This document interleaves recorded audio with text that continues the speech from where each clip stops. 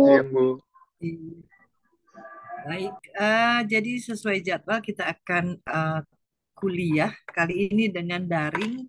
Kebetulan juga memang ada himbauan ya dari IPB bahwa kuliah hari ini diizinkan untuk daring karena ada orasi presiden yang tentu akan membuat keluar masuk ke kampus itu keamanannya lebih diperketat. Jadi kebetulan juga saya sedang berada di Jogja sekarang untuk tugas dari Kemendikbudristek. Jadi yang penting kegiatan perkuliahan tetap berjalan. Baik, sebelum saya tolong presensi ya, jangan lupa presensi. Sambil mendengarkan saja. Em, saya sudah lihat ininya ya, eh, pekerjaan rumah PR yang dibuat oleh masing-masing. Jadi ada beberapa hal catatan dari PR itu. Tentu nanti penilaiannya masing-masing. Hanya secara umum saya akan jelaskan begini. Memang ada yang menyertakan jenis tanah, ya. Ada yang menyertakan jenis tanah, ada yang tidak.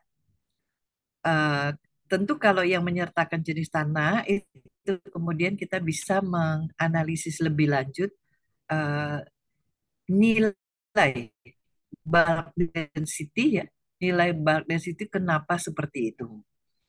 Tapi kalau yang tidak menyertakan jenis tanah memang agak sulit. Jadi bisa saja dengan bulk density yang sama tetapi jenis tanah yang berbeda. Ya, itu dua hal yang saya peroleh dari PR ini. Kemudian yang kedua, eh, nilai bulk density yang dilaporkan, yang ditemukan Anda semua gitu ya dari referensi itu nilainya umumnya lebih dari 1 gram per sentimeter kubik ya nilainya. Eh, Kalau dilihat dari nilai itu bahkan ada yang 1,2, ada yang 1,4 ya, itu memang besar. Makanya tadi saya sebutkan kalau disertai dengan jenis tanah memang akan lebih mudah sebetulnya ya. Em, jadi di atas 1 itu memang tinggi, ya. Di atas 1 itu memang tinggi. Tetapi kembali lagi tergantung sebenarnya jenis tanah. Kalau kadar air dia sudah terkoreksi otomatis karena memang di dalam eh, menghitung bulk density itu kadar air sudah ikut diperhitungkan. Nah, jadi lebih dari 1 itu termasuk sebenarnya padat, ya, sudah termasuk padat. Nah, saya perhatikan begini, ada yang menyajikan data sebelum pengolahan tanah, ya, kemudian sesudah pengolahan tanah. Tapi ternyata penurunan bulk density-nya memang tidak besar, ya.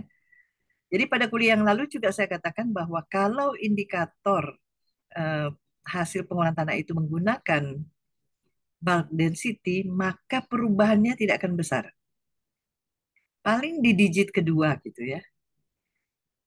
Paling di digit kedua. Jadi penurunannya. Jadi kalau nilainya ya bisa bervariasi, tapi penurunannya dari sebelum pengolahan tanah menjadi sesudah pengolahan tanah memang kalau bulk density itu tidak besar, ya tidak besar.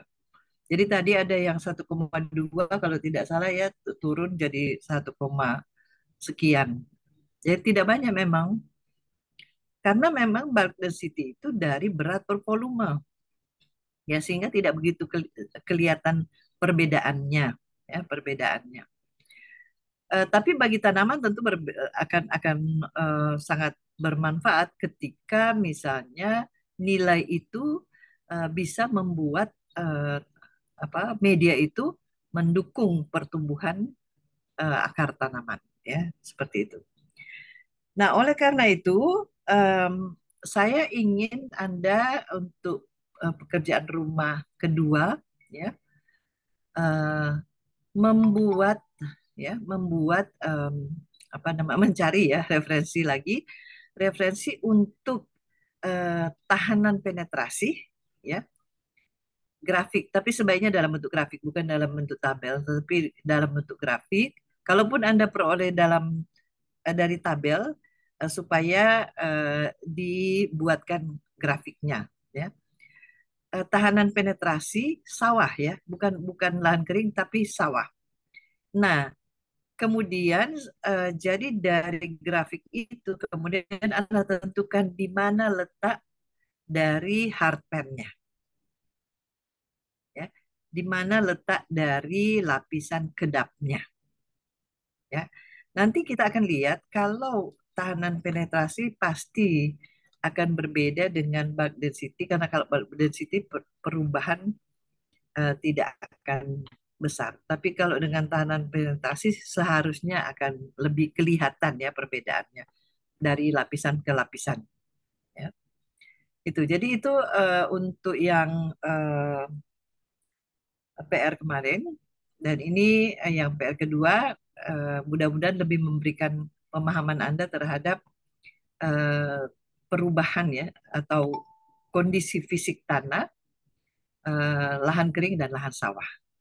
Ya, nanti untuk yang kedua ini karena tahanan penetrasi itu akan kelihatan perubahannya menurut kedalaman, ya. Jadi sampai kedalaman mencapai melewati, malahan melewati hardpan, ya. Oke, saya akan share screen.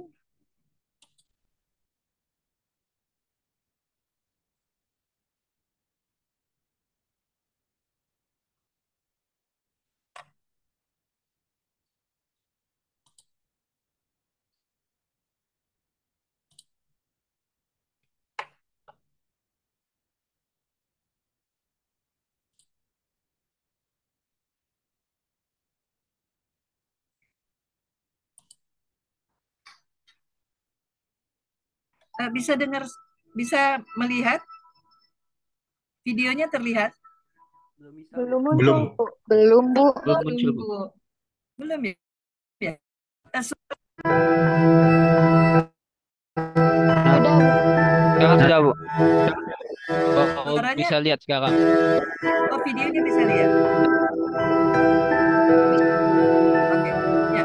Jadi coba dilihat sebelum saya bicara mengenai mesin tanam. Ini ada video tentang penanaman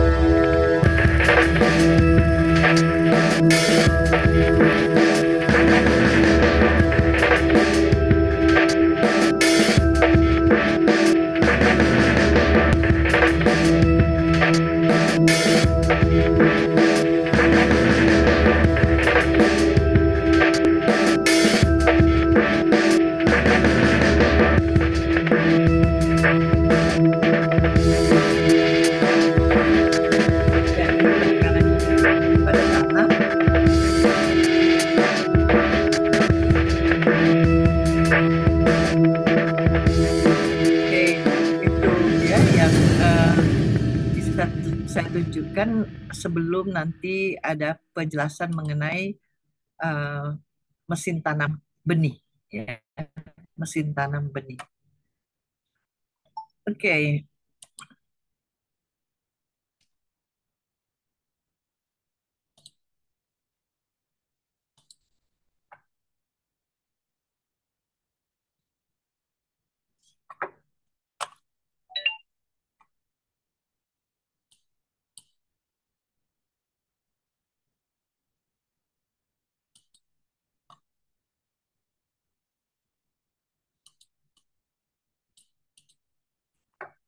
sudah terlihat slide-nya?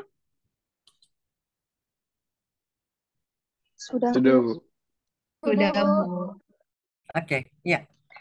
Jadi ini mesin tanam benih atau mesin penanam benih. Sebenarnya kalau mesin tanam saja kan planter ya. Tetapi karena bentuk yang ditanam ini adalah benih, sehingga produsen juga menamakan seed planter atau seeder. Jadi tergantung produsennya. Nah, jadi kita lihat bahwa yang ditanam ini benih. Ya, yang ditanam ini benih sehingga dia harus ditempatkan pada posisi yang sesuai. Kemudian kenapa kemudian tadi ada press wheel pada alat tanam? Karena memang kalau lihat dari komponen ada bagian-bagian dari benih ini ada seed coat-nya, kemudian ada bagian di mana jadi stored food. Jadi di dalam benih ini kemudian ada embrio. Nah ini embrio ini atau sebenarnya dia nanti akan menjadi tanaman muda. Ini memerlukan kelembaban untuk bisa tumbuh, untuk bisa berkecambah, ya, untuk bisa berkecambah. Oleh karena itu tadi prill itu, ya, itu sebenarnya untuk membuat si tanah yang tadi ya menutupi benih itu ditekan supaya dia kontak dengan benih. Jadi tanah itu sedikit diberi pemadatan supaya benih itu seluruh bagian benih itu bisa kontak dengan tanah dengan maksud supaya tanah itu bisa memberikan kelembaban pada benih.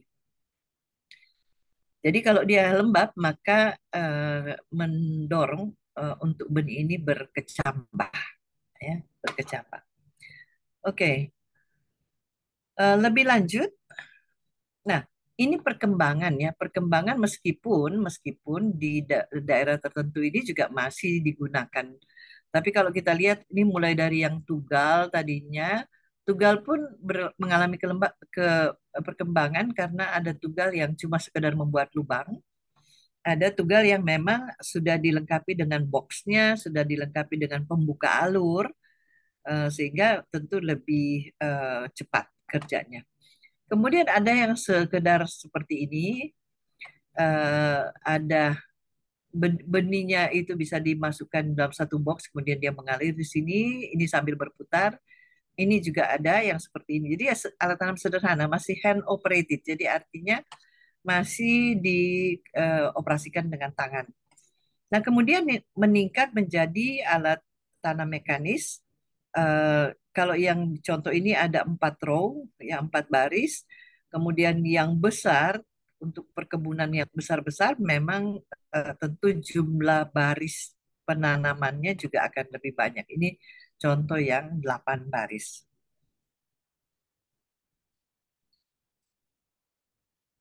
Oke, saya kira ini nanti saja.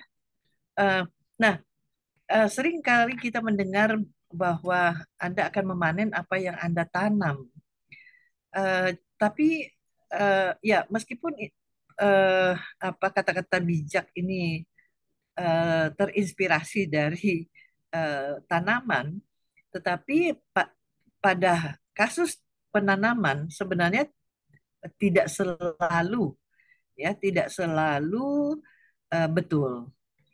Jadi untuk penanaman memang benih itu menjadi andalan. Kalau dia kualitasnya bagus, maka tentu pertumbuhannya akan bagus.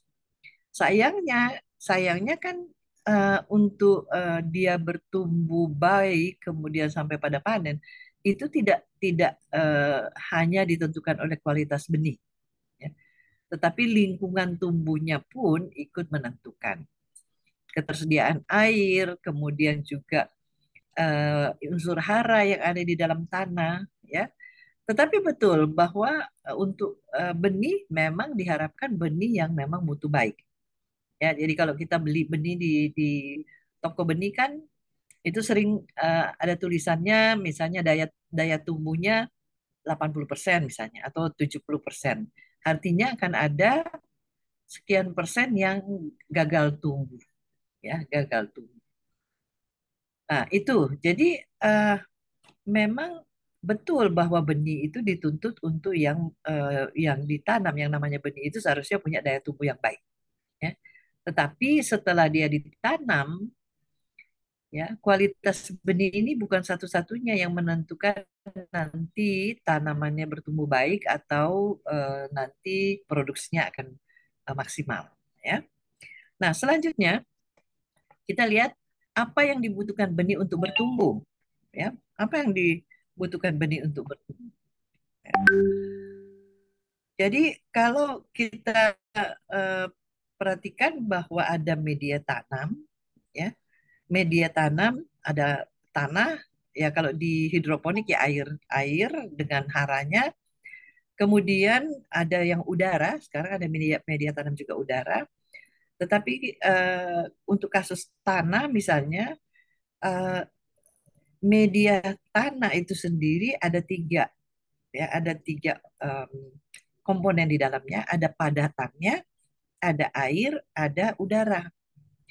Nah, tiga itu akan menentukan sebetulnya bagaimana nanti si tanaman ini, ya, benih ini yang sudah berkecambah, kemudian sudah ada akarnya, kemudian untuk melanjutkan pertumbuhannya dia membutuhkan unsur hara, ya, unsur hara yang ada di dalam tanah. Kalau ini kasus tanah, ya.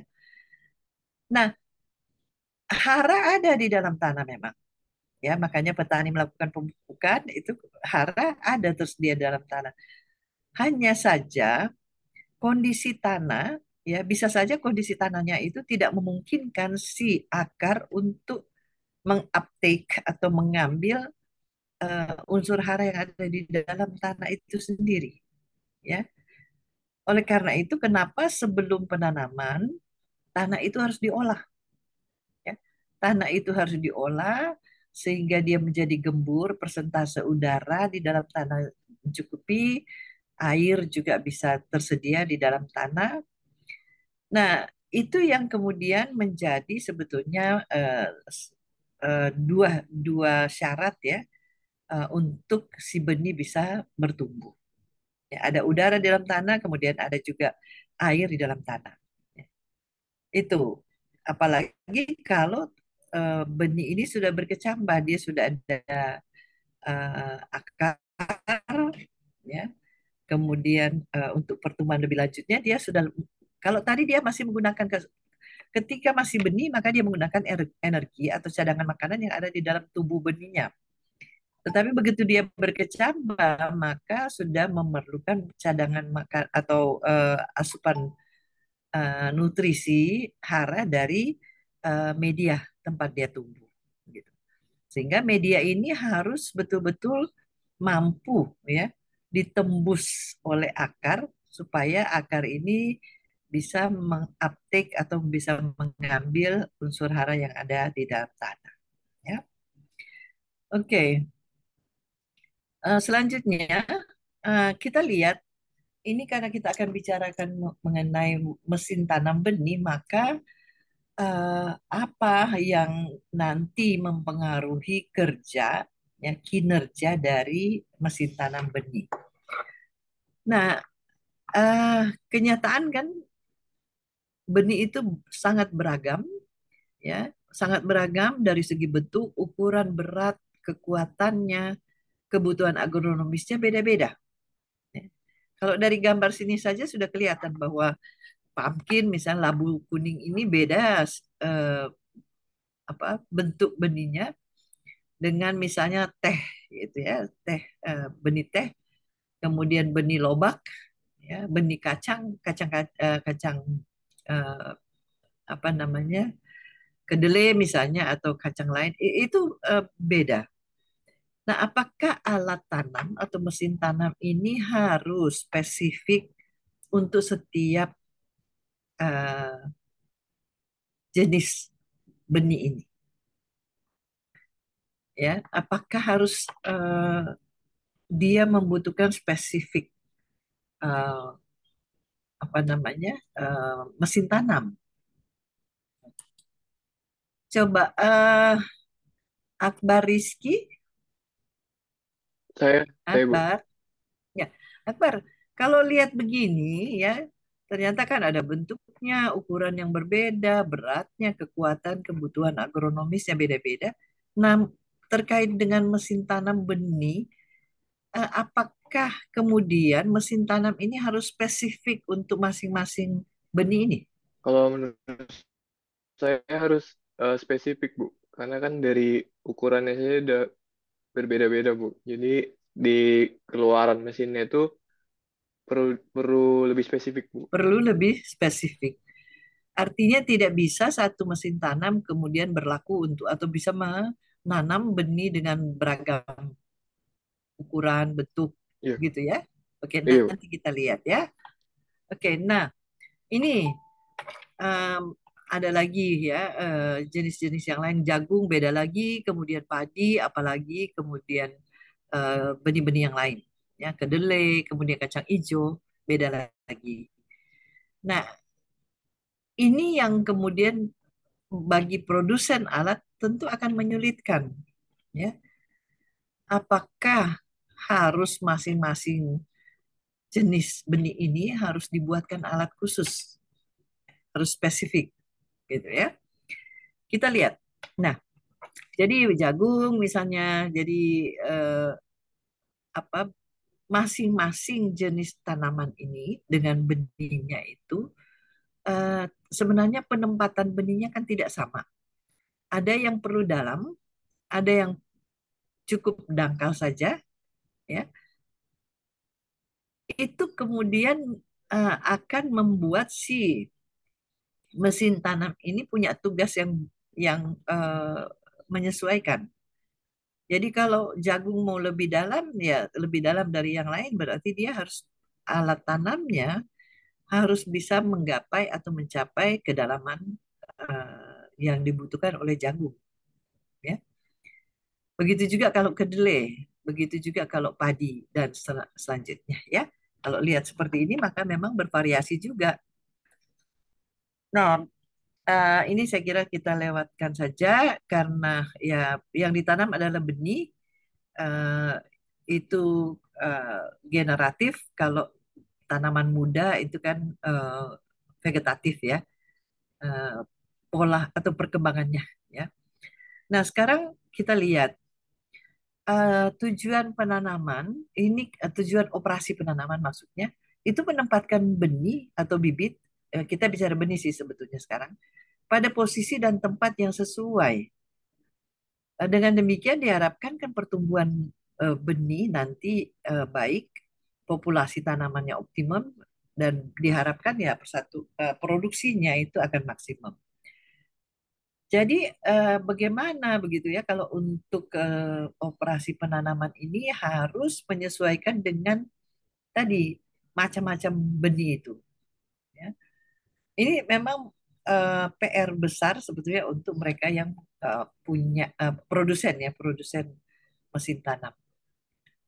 Nah, misalnya seperti ini, ada memang tanaman yang terpaksa ya, terpaksa tidak bisa menggunakan mesin karena memang dibutuhkan pertama mungkin ukurannya terlalu kecil sehingga dengan mesin tanam juga tidak tidak tidak sesuai ya. Nah, itu ada pilihan memang ya, ada pilihan. Tapi mesin tanam eh, sudah sangat berkembang sekarang, terutama di negara-negara lain em, sudah berkembang. Nah, di Indonesia apakah penggunaan mesin tanam itu sudah baik? Ini menjadi pertanyaan karena memang urusannya dengan ketersediaan tenaga kerja, ya. Di perkebunan, di perkebunan pun itu masih mereka pesen ya, perkebunan tebu misalnya mereka sudah punya mesin tanam. Tapi karena di sekitar perkebunan itu masih banyak tenaga kerja sehingga mereka malah tinggalkan mesin tanamnya eh, dan menggunakan tenaga manusia. Ya, ada pertimbangan sosial di situ ya.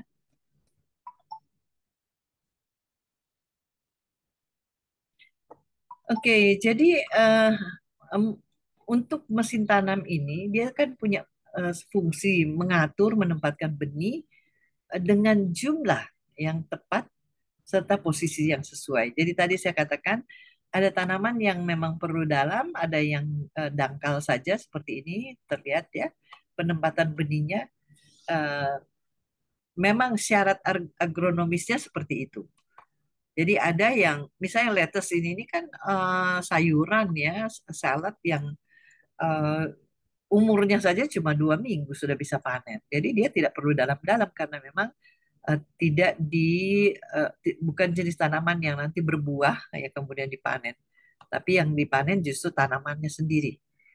Ya, ini yang menjadi tentu PR bagi produsen alat tanam yang harus menyesuaikan bagaimana menempatkan benih ini sesuai dengan kedalamannya, tetapi tetap memenuhi kebutuhan agronomisnya. Ya. Nah, ini contoh-contoh ya, contoh-contoh juga kedalaman penempatan benih ya, untuk beberapa jenis tanaman. Jadi sekali lagi ini menjadi pertimbangan. Karena kalau tidak mengikuti ya, tidak mengikuti maka bisa gagal panen atau ya panennya tidak maksimal. Ya, gitu. Nah, ini planting depth ya, ini contoh saja sebenarnya untuk tanaman ini kalau seperti ini just right jadi benar cukup. Kalau ini terlalu rendah, ini terlalu tinggi malahan penempatannya ya. Oke, nah eh, kita tahu ya pola penanaman itu kan ada 3 macam ya. Ada 3 macam, ada flat planting, kemudian ada bed planting, artinya di bedeng, penanamnya di bedeng, kemudian ada furrow planting, ya furrow planting, jadi penanamannya di got, gitu. Uh, Ima, Ima Ningtyas, Iya, Prof. oke.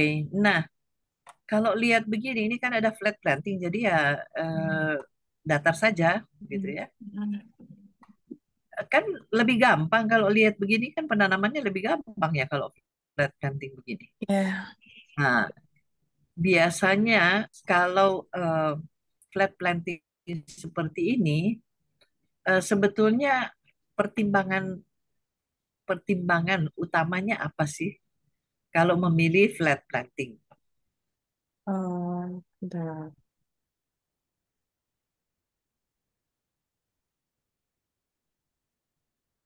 Kalau Mungkin logikanya aja logika. Hah? mungkin ini sih apa kayak tanaman yang kayak jagung mungkin ya Bu ya yang pohonnya agak tinggi gitu. Mungkin aja ya Bu. Hmm. Karena ya melihatnya sih selama ini kayak kalau di lapangan saya ngelihatnya jagung ya. Jadi dia itu memang datar sih. Jadi mungkin yang tanaman yang batangnya agak tinggi gitu. Jadi Iya, iya. Oke. Nah, begini. Jadi kan apa sih apa sih pertimbangannya sebetulnya kenapa kemudian ini tadi selain memang ada kebutuhan agronomis sehingga dia sebaiknya ya atau dipilih ya untuk ditanam dengan em, lahan datar. Tetapi kalau lihat begini, ini kan sebenarnya sesudah pengolahan tanah ya sesudah pengolahan tanah tidak perlu diapa-apakan lagi bisa penanaman kan. Artinya kita menghemat biaya satu operasi. Ya, satu operasi itu tidak perlu dilakukan. Ya, tidak perlu dilakukan karena sesudah pengolahan tanah sudah bisa nanam. Ya, sudah bisa menanam. Tapi tadi harus dipilih tanaman yang memang cocok untuk flat, untuk lahan datar. Ya, itu tadi jagung itu ini ya apa namanya? Nanti dilihat lagi karena justru kalau tanamannya meninggi itu justru rentan roboh kalau di flat planting. Ya, jadi nanti dilihat karena biasanya justru dia akan kuat ya, tegakannya kuat kalau dia ada tanah yang menimbun di bagian bawah dari tanaman supaya dia kuat tetap tegak sampai kemudian dia panen ya. Ovianda, Ovianda. Ya, Prof. Ya ini kalau lihat gambar ini kan ada yang di bedeng guludan ya, kalau dibilangnya guludan, Siap. ada yang di faro. Nah pertanyaannya kenapa kok tanaman tertentu itu harus ditanam di bedeng atau di guludan ini ya? Mungkin yang pertama yang bisa saya jawab, jika tadi yang saya catat dari kuliah barusan, itu Hmm, bahwa pertimbangan pemilihan pola penanaman itu didasarkan pada jenis tanaman yang hmm, cocok untuk setiap pola penanaman. Mungkin kalau tadi contohnya tanaman jagung yang dicontohkan oleh Mbak Ima, itu untuk tanaman yang cenderung pertumbuhannya meninggi, maka butuh tegakan yang cukup kuat, sehingga lebih baik hmm, memilih pola penanaman farrow planting. Kemudian kalau hmm. untuk bed planting, eh, itu memungkinkan untuk eh, tanaman yang tidak terlalu pertumbuhannya tidak terlalu meninggi mungkin, Prof. Mungkin demikian jawaban dari saya, Prof. Terima kasih. Oke, ya. Jadi begini, eh, sebenarnya ya awalnya menentukan penanaman di bedeng dan penanaman di faro ini adalah tanaman-tanaman yang pertama. Untuk bed planting dia peka terhadap kelebihan air, ya. Peka terhadap kelebihan air, makanya dia ditanam di bedeng. Nah, yang di got ini, yang di faro, ini dia tidak peka terhadap kelebihan air. Ya, itu. Kemudian tentunya tadi ada persoalan misalnya tanaman-tanaman yang meninggi itu kan dia harus ditanam dengan kedalaman ya, kedalaman eh, dengan perhitungan karena kalau dia meninggi untuk mencegah dia tidak roboh, maka dia ditanam di faro ya. Ditanam di faro tetapi kemudian ditimbun ya, ditimbun. Jadi bisa jadi yang tadinya faro kemudian setelah dewasa itu sudah menjadi bedeng ya. Sudah menjadi bedeng. Tadinya ditanamnya di got. Tetapi kemudian setelah dewasa malah sudah jadi bedeng.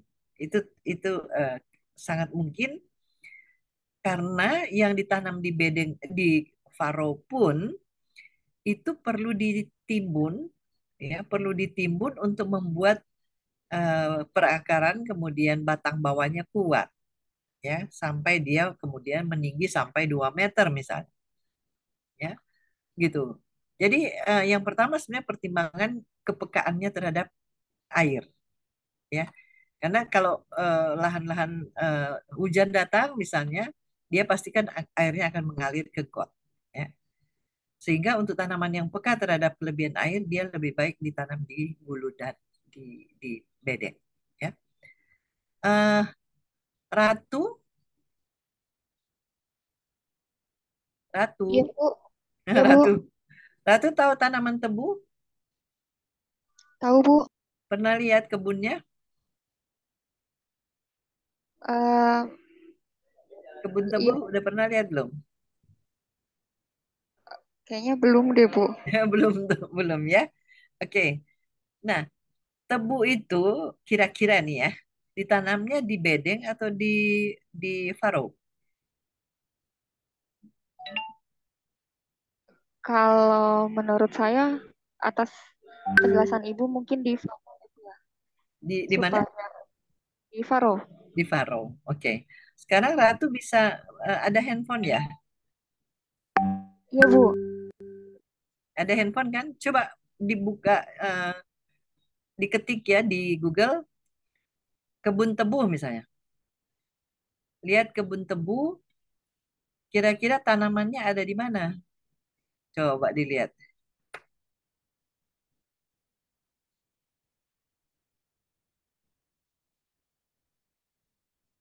Atau ada yang lagi buka, Ovianda barangkali buka internet, tapi ketiknya kebun tebu ya. Nanti dilihat. Iya, Prof. Ada Ini saya baru buka.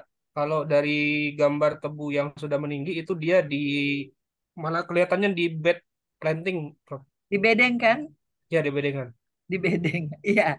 Jadi Ratu, sudah betul jawabannya bahwa tebu itu ditanam di Faro, ya, ditanamnya di Faro. Betul. Tetapi untuk proses budidaya dari tebu ini, dia kan 13 13 bulan ya, tebu itu. Kecuali tebu genja itu yang hanya 6 bulan. Nah, dia ditanamnya, jadi steknya itu ditanamnya di Faro.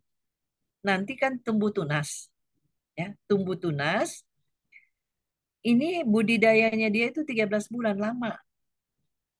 Nah, dalam proses budidayanya ada kegiatan namanya turun tanah, ya, turun tanah.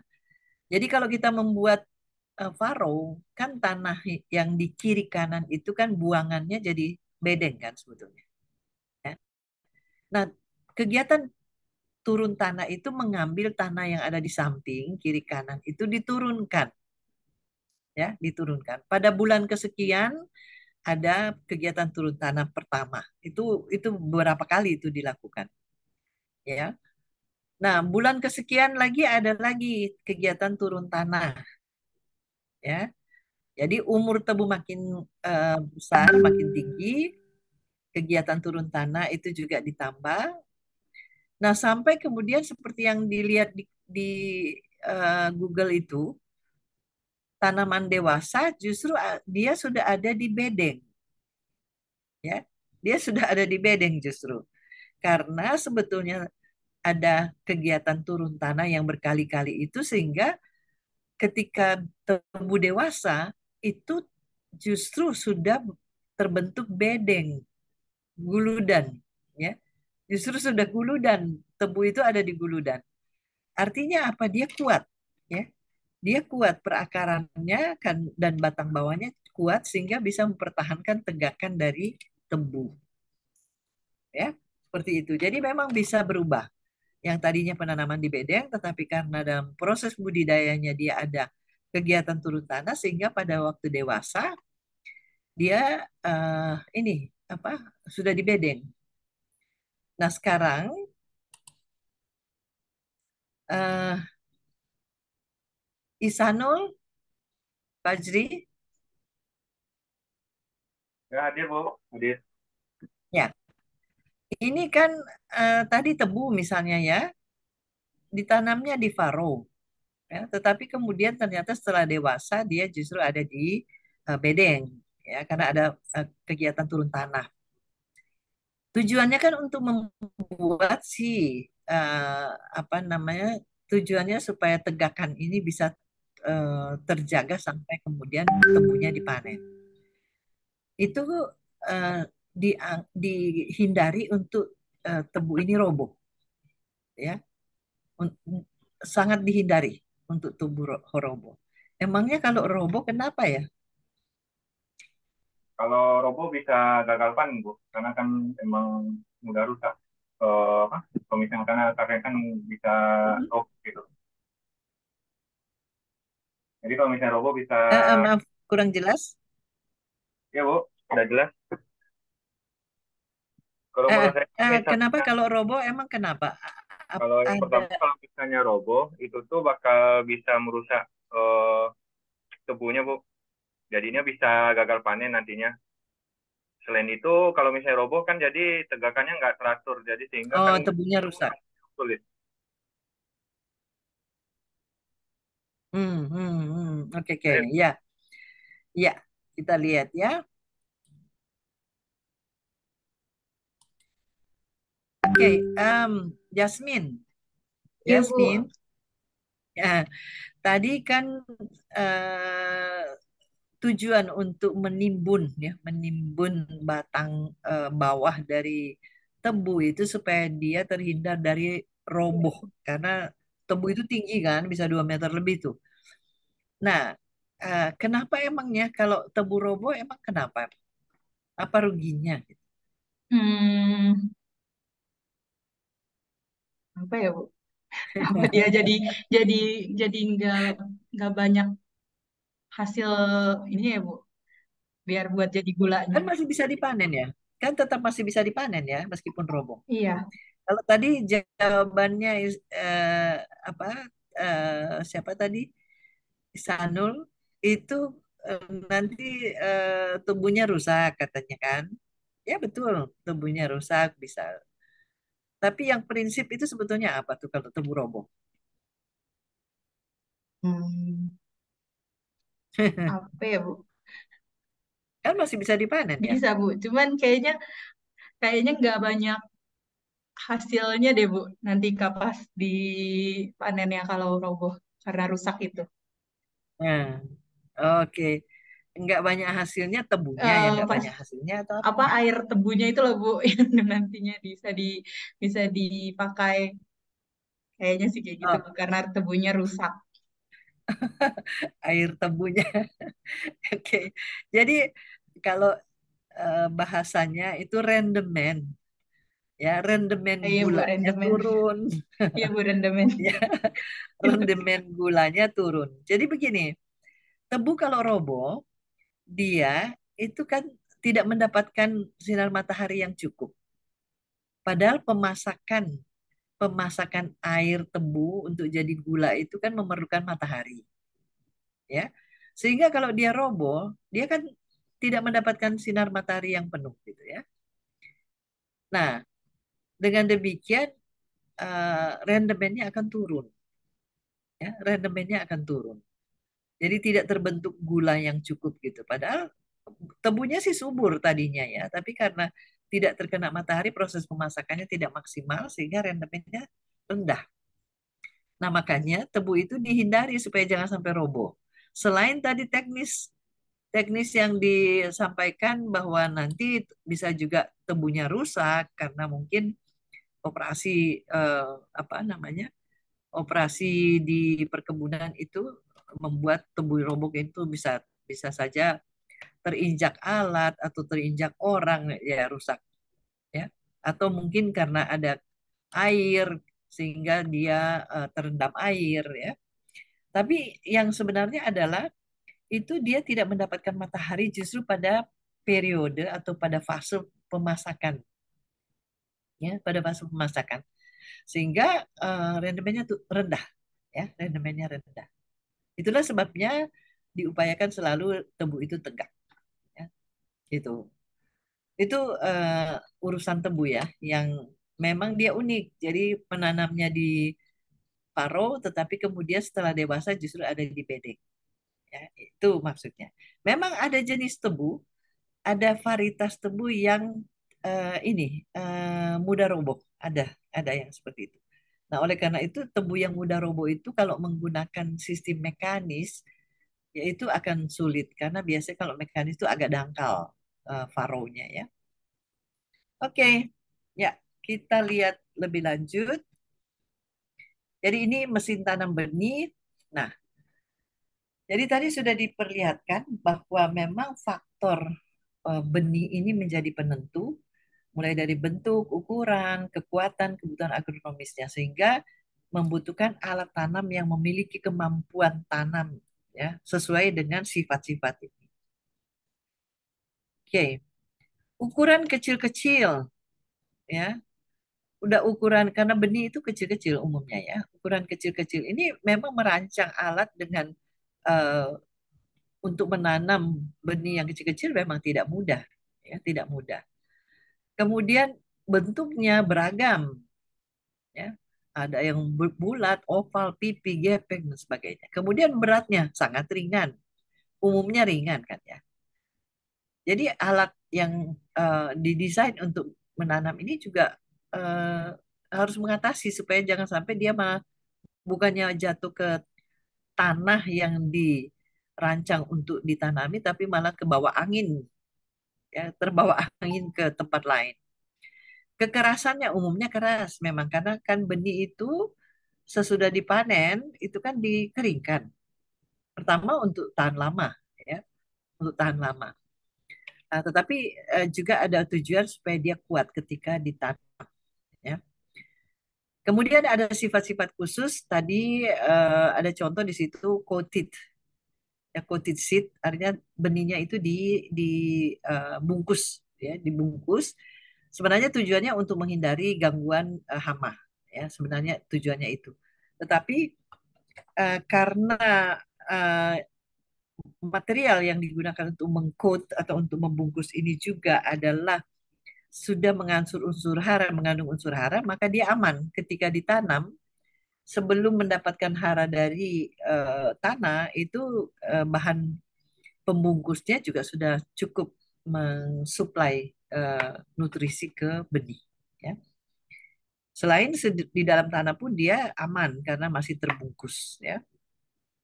Oke, nah pola penempatan benih, ya pola penempatan benih dan hasil penanamannya itu tergambar seperti ini. Jadi yang broadcasting, ya tipe sebar, jadi menebarkan benih di permukaan secara acak. Ya, ya bisa dilihat gambarnya. Kemudian drill seeding, ini menempatkan benih secara acak tapi di dalam alur. Sudah di dalam baris sih, tapi di dalam barisnya masih ngacak. Ya. Nah, beda dengan yang precision drilling tadi. Precision drilling ini yang selain barisnya sudah berjarak tertentu, juga di dalam baris itu benih itu punya jarak yang teratur, sama. Ya. Jadi namanya juga presisi. Ya. Jadi memang sudah ber, sudah tertentu jarak antar baris dan juga jarak antar benih. Ini, nah artinya apa? Alat yang digunakan untuk pola penanaman seperti ini juga alatnya kan beda, ya, alatnya beda. Pesebar, drill seeding, acak dalam alur, kemudian jarak sama. Ya. Oke, Duanti, Duanti Mita. Iya, Bu. Aha, lihat gambarnya. Bisa lihat kan gambarnya? Bisa, Bu. Ya. Ini kalau di yang tipe sebar, broadcasting, ini Hmm. hasilnya kan seperti itu. Jadi katanya kan benih menebarkan benih secara acak di permukaan. Oke. Kelebihan dan kekurangannya apa? Mungkin kelebihannya, Bu, kalau setahu saya untuk yang benih secara acak itu, Bu, biasanya untuk benih-benih yang berukuran kecil, Bu. Sedangkan benih-benih yang berukuran besar seperti jagung itu lebih ke yang penempatan benih dengan jarak yang sama dalam alur. Mungkin dari kelebihannya, contohnya untuk sayur, waktu S1 teman saya pernah meneliti sayur pakcoy itu, Hmm. penyebaran benihnya itu, Bu, ditanam secara acak. Jadi Hmm. kelebihannya mungkin untuk faktor tumbuhnya, Bu. Untuk Mm-mm. faktor tumbuhnya mungkin lebih cepat dan ibaratnya nanti kalau misalnya tumbuhnya seragam, kita bisa memilih benih yang bisa dipindah ke tanaman maaf, Bu, ke tempat yang hidroponiknya itu, Bu. Seperti itu mungkin dari segi kelebihannya. Kalau dari segi kekurangannya mungkin pada saat dipindahkan ke tempat hidroponik itu ada tanaman yang eh, mungkin kurang cocok. Jadi itu tanamannya ada yang mati, ada yang tumbuh, Bu. Mungkin itu, Bu, setahu saya. Oke, ya. Ya, coba kita dengar dari Novio. Novio, Saya, Bu. ya Novio ini kalau lihat gambarnya aja nih ya. penanaman dengan tipe broadcasting ini itu kelebihannya apa sih? Atau kelemahannya juga apa gitu? Hmm? Ini yang Untuk disebar benih kelebihannya, ya. caranya mungkin lebih mudah ya, Bu. Karena tinggal penyebaran gitu, acak. Untuk Lebih mudah. kelemahannya ada beberapa yang tidak tumbuh karena mungkin faktor jarak antara satu dengan yang lainnya bertumbuhkan atau gimana. Gitu, Bu. Oke. Jadi yang pertama tadi kelebihannya artinya caranya mudah. Kalau mudah, jadi seolah-olah juga punya pengertian cepat ya. Jadi operasi penanamannya cepat gitu karena mudah juga I- gitu ya. iya, Bu. Oke. Nah, kelemahannya ada yang katanya tadi tidak tumbuh. Mungkin tidak tumbuh. Jadi begini, karena disebar secara acak, jadi kan tidak berjarak ini. Kita tidak bisa menjamin ada jarak tanam ya. Jadi bisa terjadi penumpukan di satu tempat, di satu area, itu terjadi kemungkinan terjadi penumpukan. Nah, kalau terjadi penumpukan, itu kan akan ada persaingan dalam pengambilan hara, ya, dalam pengambilan unsur hara. Oleh karena itu betul bahwa tadi bisa saja ada yang tidak tumbuh karena kalah bersaing dengan sebelahnya, ya, kalah bersaing dengan sebelahnya. Jadi artinya apa? Di bagian yang terjadi penumpukan bisa ada yang tidak tumbuh karena tidak punya ya tidak mampu bersaing dengan tanaman di sebelahnya dalam pengambilan hara, ya. Nah, ada lagi nih, apa lagi nih yang buat dia misalnya eh, kerugian lah, kategori kerugian. Novio, tadi sudah betul sih Iya, Bu. sebetulnya. Apa lagi nih?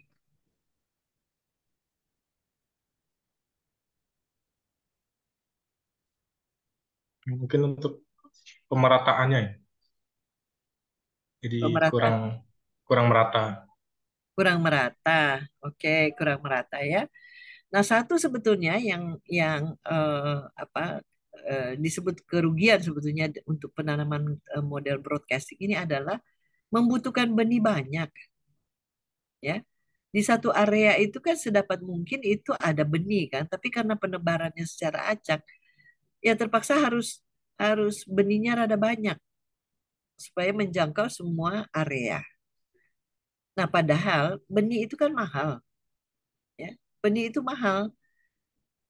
Sehingga kalau butuh benih banyak, ya, ya, jadi biaya untuk benih jadi besar, ya.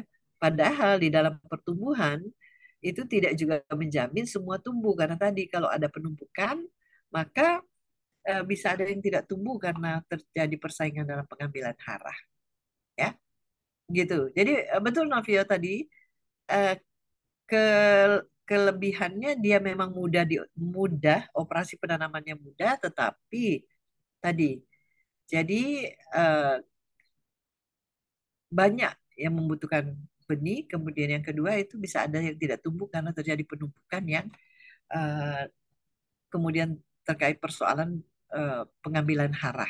Ya, oke. Nah itu ya untuk broadcasting. Beda dengan yang drill seeding, ini memang hanya di dalam baris yang masih acaknya, tetapi ada jarak antar baris.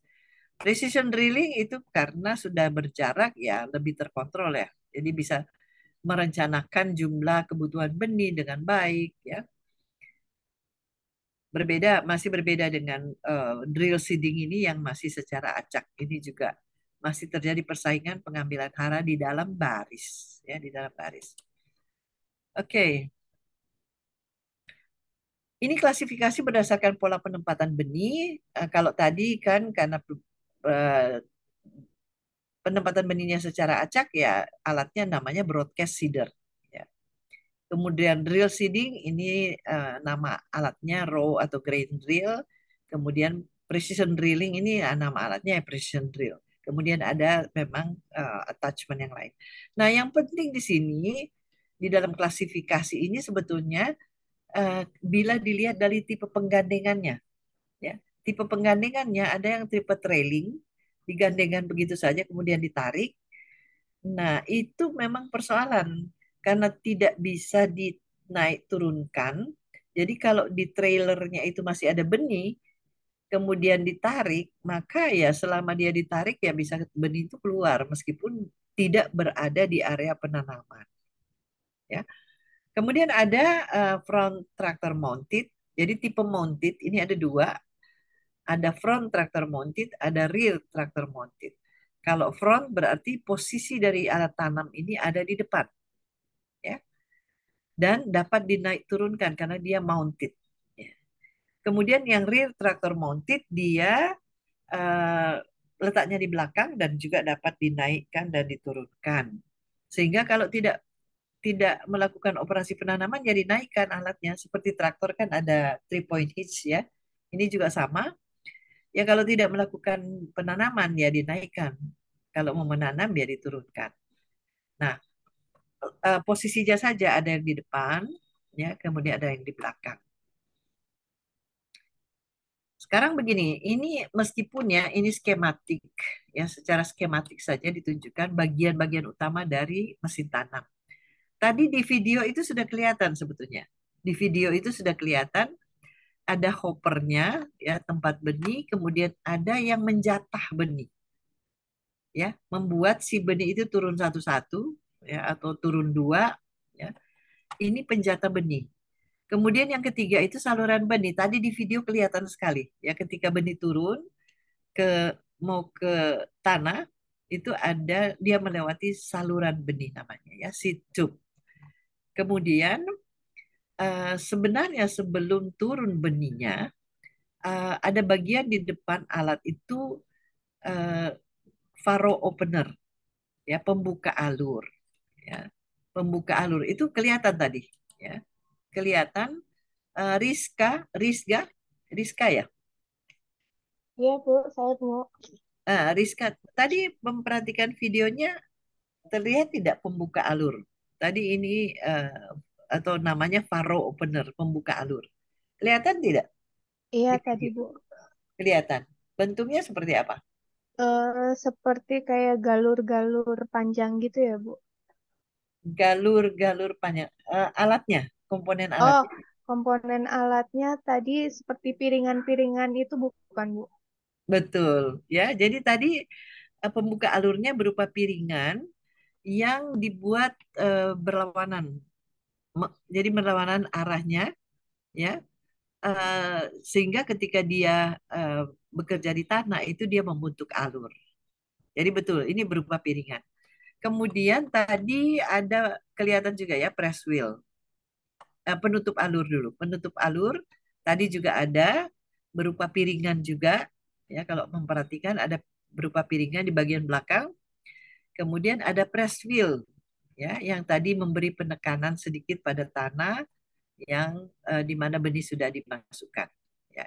Ini gambar skematik. Posisinya tidak selalu begini ya, tapi ini hanya untuk menunjukkan bahwa ada bagian-bagian utama dari mesin tanam.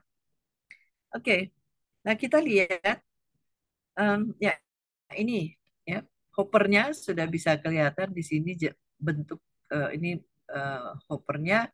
Kemudian ada metering unit ya di sini metering unit ini dia berupa roller di sini ya.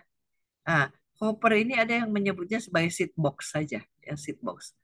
Kemudian di sini ada metering unit, ya, yang nanti akan menjatah benih. Kemudian dia turun di saluran benih yang ada di bawahnya. Ya. Oke, jadi kalau lihat, jadi ini seed tube-nya seperti ini. Kalau di sini ini alat yang di bawah ini katanya sudah menggunakan sensor sehingga untuk pengaturan penjatah benih sudah menggunakan sensor. Ini untuk mesin tanam jagung. Ya. Jadi berarti ini sudah lebih canggih ya. Nah, di gambar atas masih terlihat gitu ada furrow opener di sini di depan. Ya. Kemudian ada ya frame memang pasti diperlukan untuk mengikat ya bagian-bagian ini. Nah, sekarang kita lihat selanjutnya. Hopper itu umumnya kan berbentuk kerucut ya seperti ini dan em, karena benih ya karena benih berupa biji-bijian maka dia harus berada pada penampung yang eh, bentuknya memungkinkan dia turun secara gravitasi ya memungkinkan dia turun secara gravitasi karena dia kan dari hopper ini masuk ke penjatah benih metering device atau metering unit. Dia harus turunnya secara gravitasi, tidak tidak perlu pakai mekanisme lagi, mekanisme penggerak itu di sini. Apalagi harus ngambil dari engine, itu tidak perlu. Jadi dia akan turun dengan cara gravitasi. Nah, tetapi kadang-kadang kan eh, apa namanya benih itu karena lembab, jadi dia lengket satu dengan yang lain, sehingga eh, di hopper ya di hopper itu atau seed box namanya ini dilengkapi dengan agitator.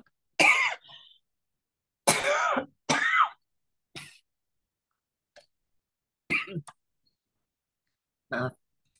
Dilengkapi dengan agitator untuk mengaduk supaya yang lengket-lengket tadi bisa terpisah ya karena dia harus dijatahnya dengan misalnya jumlah benih per satu lubang tanam jadi harus dipisah satu dengan yang lain.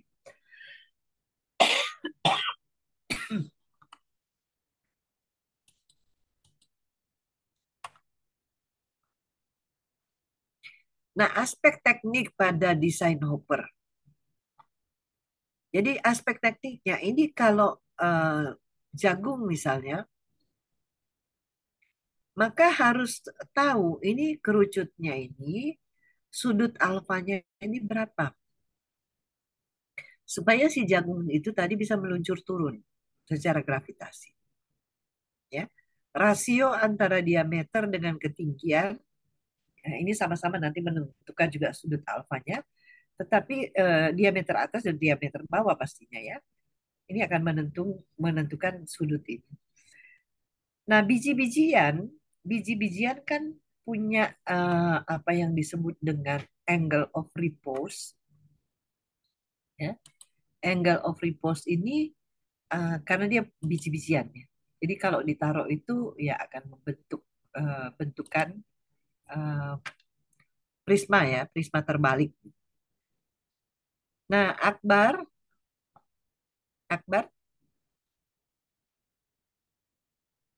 halo, Iya, Bu. ya, Akbar, eh, apa namanya? Angle of repose tadi apa maksudnya?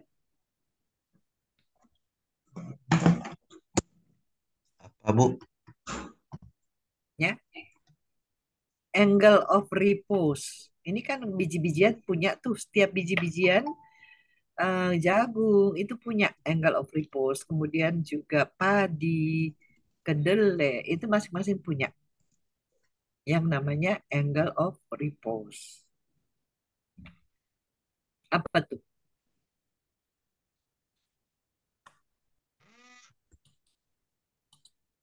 Ya, pernah dengar tidak Akbar? Belum, Bu. Belum pernah dengar. Iya, Bu. Oh, oke ya. Jadi angle of repose itu kalau bahasa Indonesianya ya sudut curah sebetulnya. Sudut curah. Jadi kalau Akbar nanti mencoba misalnya menumpahkan eh, beras misalnya di satu permukaan datar, kan dia akan berbentuk kerucut ya, ya. Jadi kalau ditumpahkan itu dia akan membentuk dia bukan tumpah kemudian merata di atas bukan tidak dia akan membentuk dituang terus sampai dia membentuk satu kerucut. Nah, sudut sudut yang terbentuk antara permukaan datar dengan tadi sudut yang curahan tadi itu namanya angle of repose. Ya. Jadi artinya apa? Ketika dituang, ketika dituang, ini si beras tadi ini atau biji-bijian tadi ini kan saling menahan sebetulnya, ya, saling menahan untuk tidak jatuh ke bawah. Dia saling menahan sampai akhirnya terbentuklah curah itu, sudut curah itu, ya. Nah, itulah yang kemudian digunakan untuk merancang si hopper ini. Jadi kalau jagung, angle of repose-nya kira-kira seperti apa gitu. Supaya nanti dia mengalir secara gravitasi gitu, ya.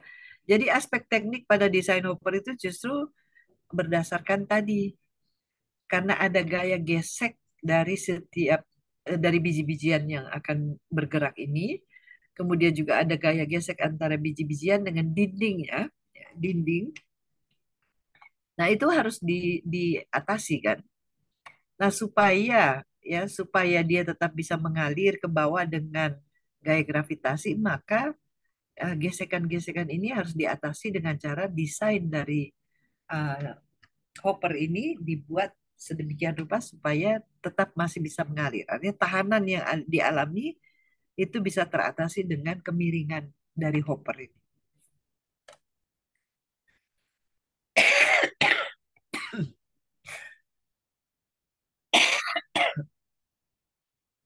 Ya, jadi itu, ya, angle of repose nanti bisa dicari.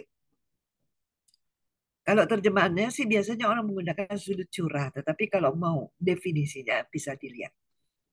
Oke, ya. Nah, kalau untuk pencata benih, jadi pencata mau turunnya 2, mau turunnya 3 di dalam satu lubang tanam.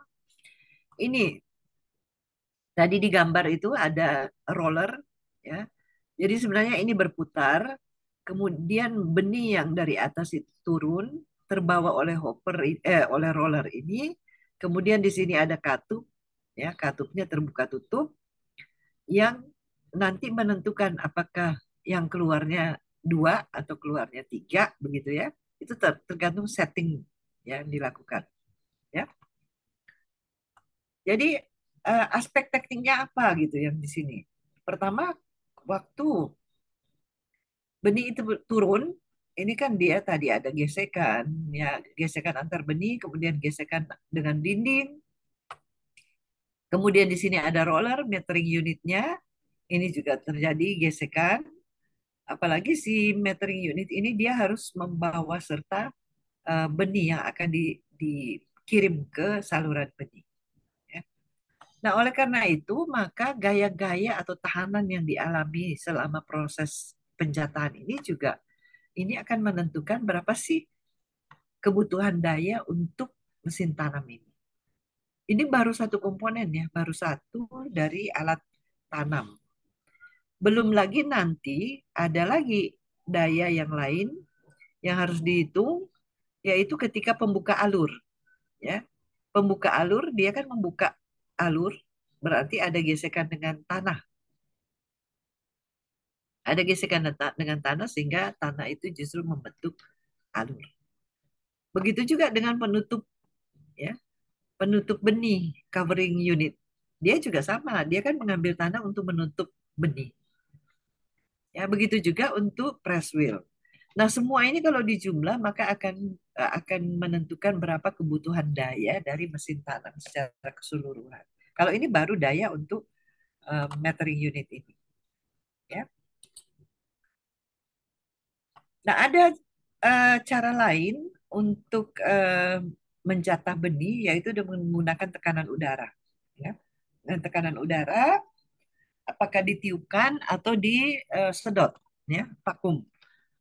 Tapi tentu ini sudah memperhitungkan, ya, berapa besar tekanannya sehingga jumlah benih yang tertiup untuk dikirim ke sel-sel ini, jadi sel penjatah, ya, ini sudah tertentu. Jadi misalnya untuk jagung harus tekanan berapa untuk supaya 2 benih itu terbawa ke saluran benih, ya.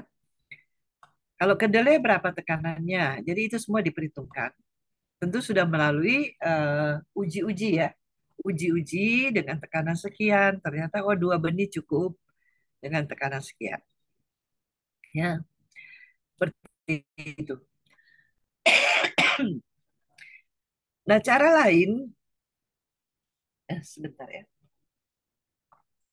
Cara lain untuk penjatah benih ini menggunakan seed plate namanya.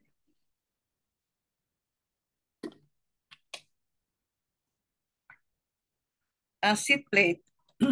Jadi piring benih ya. Nah, pada piringan benih ini ada sel-sel ya, coak ya di pinggirannya, dan ukuran coak itu nanti akan digunakan untuk misalnya benih jagung misalnya ukuran coaknya sekian, benih kedelai ukuran coaknya berapa ya.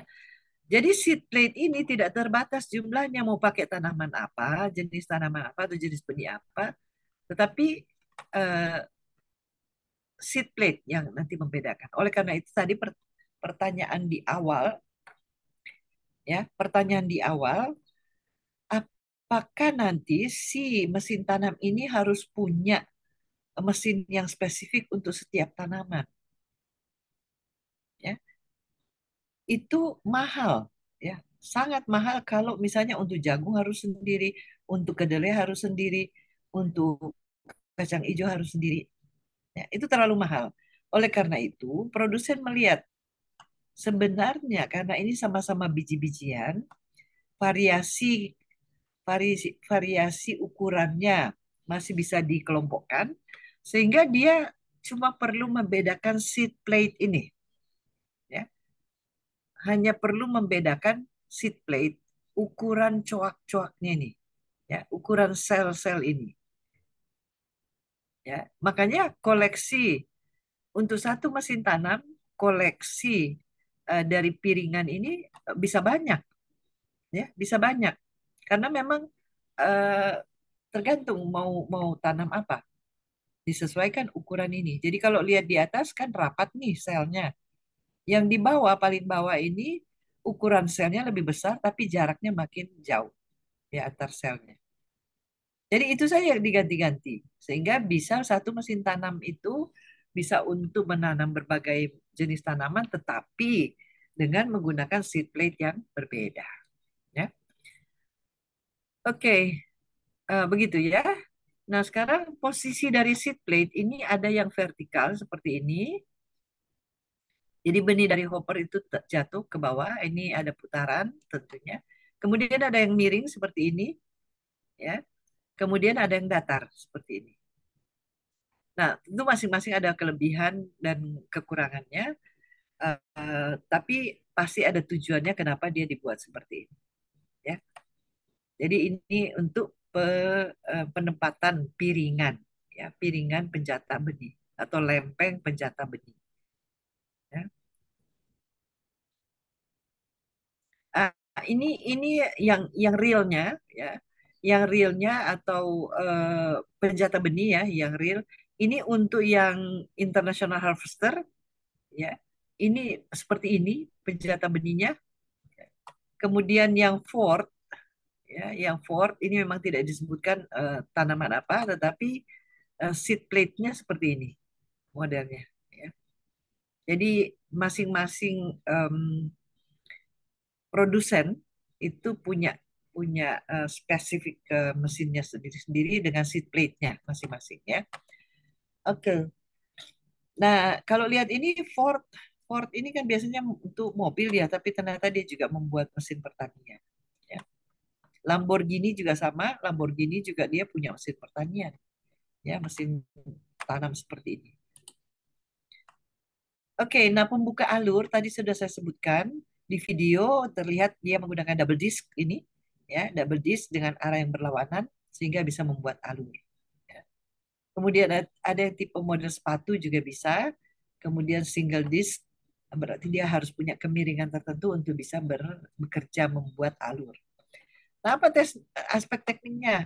Ya, aspek tekniknya tinggal dilihat nanti kalau double disc seperti ini berarti dia akan mengalami tahanan dua ya. dua di sebelah kiri dan di sebelah kanan. Ya, jadi itu harus dihitung supaya nanti mesin ini bisa beroperasi dengan daya yang cukup. Ya. Kalau yang tipe sepatu ini juga sama. Ini kalau disk bisa berputar, tapi kalau yang tipe sepatu ini tidak bisa berputar, berarti gaya geseknya juga atau tahanannya juga menjadi lebih besar. Ya, itu. Nah, untuk seat tube covering unit, kemudian press wheel, bisa dilihat di sini gambarnya. Ini saluran benih yang nomor 2. Kemudian nomor 3 ini covering device atau covering unit. Dia juga menggunakan 2 disk, ya, model 2 disk. Kemudian yang press wheel ini bisa dengan roda ban karet, bisa besi seperti yang di bawah ini. Ya. Nah, apa aspek tekniknya? Ya. Kalau saluran benih, ini dia hanya betul-betul tempat lewatnya si benih. Ya, tempat lewatnya si benih, sehingga tidak begitu mengalami tahanan. Tetapi untuk covering unit, ya, dia harus mengambil tanah di kiri kanan untuk menutup benih. Jadi artinya ada gesekan, ya, yang dialami oleh si piringan ini untuk menutup benih. Begitu juga dengan press wheel. Dia juga harus memberi tekanan.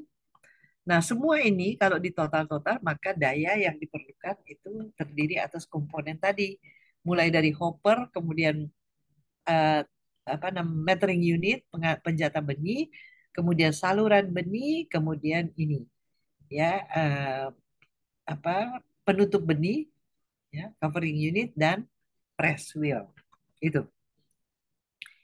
Ini saya sengaja tidak menulis di sini ininya daftarnya apa sih aspek teknik, tapi bisa Anda pelajari kira-kira apa yang menyebabkan dia mengalami tahanan yang harus diatasi dengan daya yang tersedia pada engine. Ya. Nah, teori penjataan benih, jadi ada 2 metode penjatahan. Pertama berdasarkan volume atau berat, kemudian juga berdasarkan individu hitungan 2 atau 3 benih misalnya, ya. Tapi bisa juga dengan volume atau berat. Ya. Bisa dua-duanya. Nah, ini formula nanti saya share saja karena di sini karena sudah ada satuan sehingga ada angka konstanta 10.000 ini sebenarnya datangnya dari konversi-konversi ini tadi, ya, satuan-satuan yang sudah terlanjur ditentukan. Kemudian laju aliran benih dalam seed metering unit, seed metering device ini juga sama. Jadi ada volume coak, ya, volume sel, kemudian ada jumlah sel per satu piringan atau satu roda, kemudian kecepatan putaran, ya, kecepatan putar dari rotor penjata. Ini juga nanti bisa dihitung. Sama ini tapi berdasarkan individu, ya. Laju penanaman per hektar misalnya. Ya. Ini juga sama, nanti bisa dilihat saja. Ini pola penempatan benih tadi sudah secara acak dalam alur. Ini kemudian baris tanam sama, kemudian jarak antar benih juga sama. Ini mengulang saja. Oke. Iya. Jadi 2 aspek yang dalam penjatahan benih, lajunya, kemudian proses singulasi pemisahan. Ini untuk menentukan jarak penempatan benih dari sekali meletakkan benih itu berapa jumlahnya. Nah, ini harus seragam, ya, harus seragam didesain supaya seragam sehingga tidak atau mudah, ya, menghitung jumlah populasi tanaman, ya, per hektarnya. Ini contoh dari mesin tanam. Ini 4 row, 4 baris, ya. Tetapi untuk ini sudah dikombinasi dengan mesin pemupuk, jadi with fertilizer bin. Jadi makanya di sini ada 2 nih saluran, satu untuk benih, satu untuk pupuk, ya. Tapi posisinya beda, ya, posisinya beda, bisa untuk pupuk bisa lebih dalam. Yang jelas tidak boleh satu lubang yang sama, ya, karena bisa malah benihnya tidak tumbuh. Kemudian yang ini jagung dan garlic seed planter. Ini 5 baris. Sekali tarik 5 baris.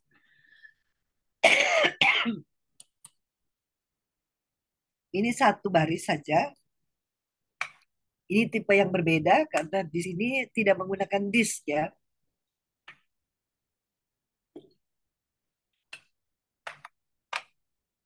Justru dia menggunakan di sini seperti skop gitu ya. Kemudian ini berupa tine, jadi pisau apa namanya, pisau lurus ya. Cuma ada sepatu-sepatu kecil ya. Nah, ini sekaligus fungsinya menggemburkan tanah di sekitar penanaman. Ya. Nah, ini yang tunggal yang tadi saya katakan, ada yang sekedar bikin lubang, nanti memasukkan benihnya dengan tangan, tapi kalau ini sudah ada box di sini seatnya, di sini kalau ditekan maka katup di sini bisa terbuka, kemudian benihnya masuk ya ke dalam tanah. Oke, jadi itu materi untuk mesin tanam benih. Minggu depan nanti kita bicara mengenai, bukan minggu depan, sebenarnya ini kan kita mau cari hari pengganti untuk satu topik lagi ya, karena minggu depan sudah giliran Pak Radite, sehingga nanti kita cari waktu pengganti untuk mesin tanam bibit ya, sesuai dengan jadwal. Oke, saya stop dulu. Ya, ada pertanyaan?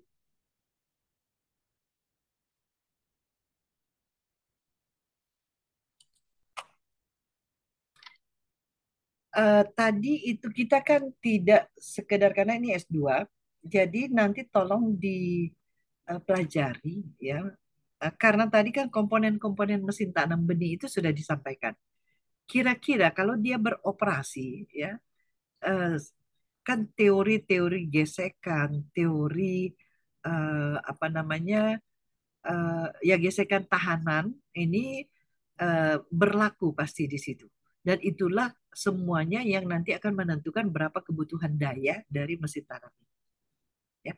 Karena berbeda dengan bajak. Ya. Kalau bajak itu kan hanya pisau atau blade-nya yang memotong tanah ya selama tenaga yang tersedia pada traktor bisa mengatasi tahanan yang dialami oleh bajak untuk memotong tanah, itu sudah beres gitu. Tapi kalau mesin tanam itu kan harus berhasil penanamannya. Ya. Kalau kalau pengolahan tanah itu yang penting tanahnya sudah terbalik, terpotong kemudian terbalik. Ya, kalau penggaruan ya harus hancur tanahnya. Tapi kalau penanaman itu mulai dari si benih ada dalam box untuk turun ke metering unit, ya. Apa yang terjadi di situ? Ya. Kemudian dari metering unit kemudian dia dijatah, ya, dipisahkan untuk nanti turunnya 2 biji sekali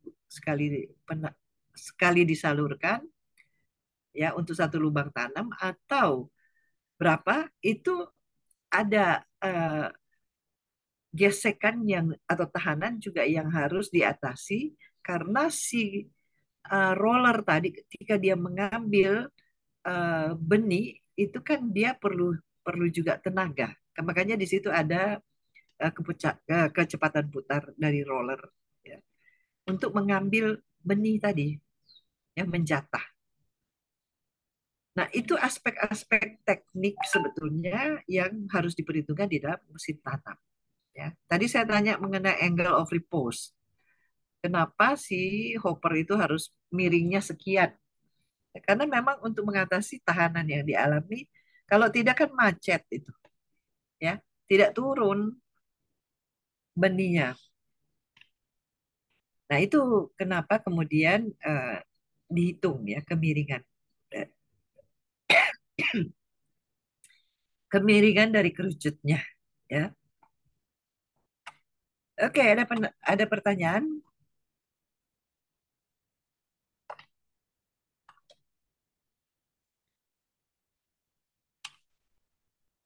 Sudah jelaskah? Oh ya, sebelum lupa,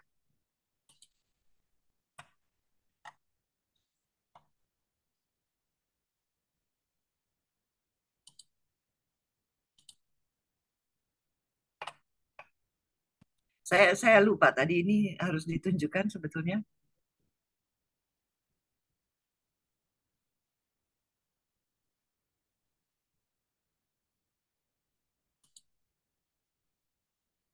Hmm.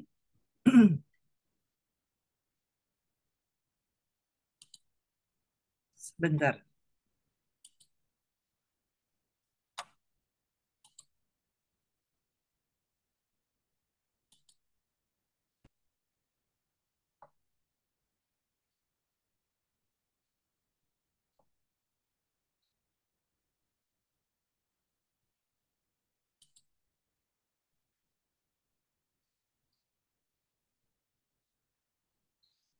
Sepertinya ada masalah.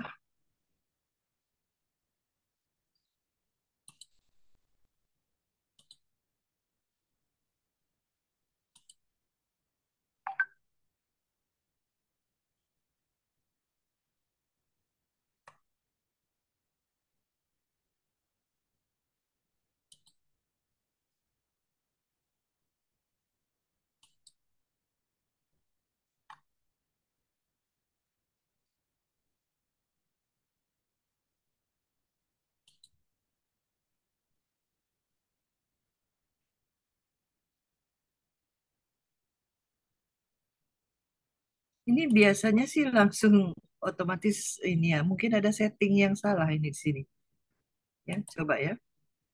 Ini salah, ini bukan yang tadi. Bukan ini.